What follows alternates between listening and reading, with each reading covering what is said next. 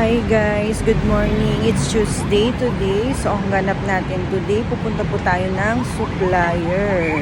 Ang tagal ko nang hindi nakapunta ng supplier guys. Imagine nyo, nung bibili, nung itatap ko yung beep card ko dito sa LRT. Expired na siya October 2024 pa. So I need to buy new one kasi hindi na siya talaga pwede. So, ayun, bumili na lang ako ng bago.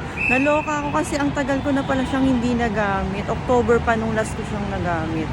Tapos ngayon, February 25. So, ang tagal na talaga. Parang 4 months ko na siyang hindi nagamit.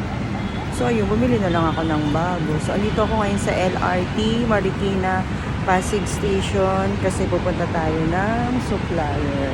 So, ayan, naghihintay na lang ako ng MRT ng train.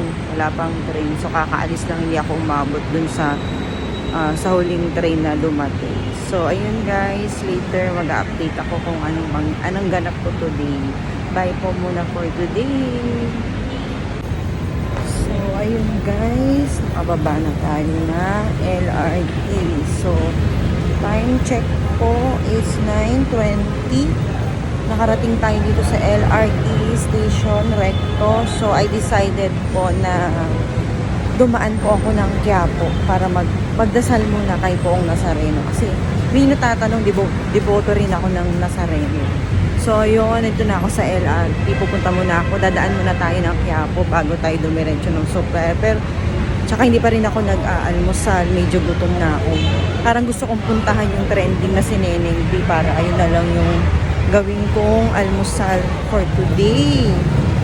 So, ayun guys. Andito na ako papunta na tayo ng Quiapo. So, ayun.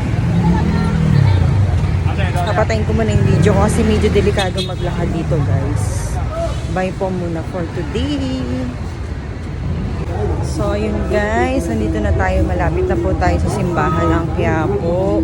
So, magdadasal muna tayo sa Poong Jesus Nazareno para magpasalamat sa ating mga blessings na natatanggap everyday, diba? So, ayun. Actually, lagi naman pong may misa dito, everyday. Yun nga lang, pag ganitong Tuesday, wala po talagang gaanong tao. Pero open naman po ang Quiapo. So, ayun guys, malapit na tayong pumasok sa simbahan. Ayan. Bala kong puntahan yung famous na si Neneng B.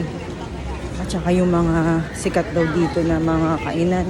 Tikman din kaya natin para mag-honest review tayo. Kung totoong talagang yung mga nagbablog